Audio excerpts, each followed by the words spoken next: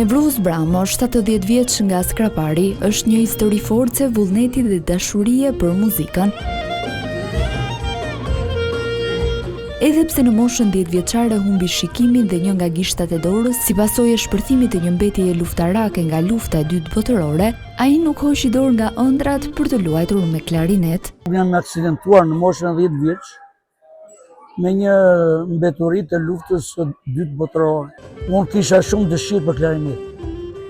Edhe nuk më futë e mërzita me thënë të drejtën. Unë në momentin që ata linin të li klarinet, unë e menja fillova më pëlqeu, ambientova edhe fillova pastaj të dalë edhe bra dhe shkollën e mesme të muzikës. Përmes historisë së tij, Nevruz Bramo përcjell një mesazh të fortë për personat me aftësi të kufizuara.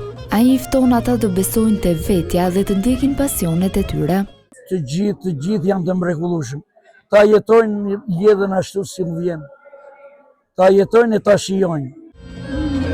Historia e tij u bë pjesë e koncertit të organizuar mbrëmjen e së premtes në Ersek nga Bashkia Kolonj me pjesëmarrjen e personave me aftësi të kufizuara.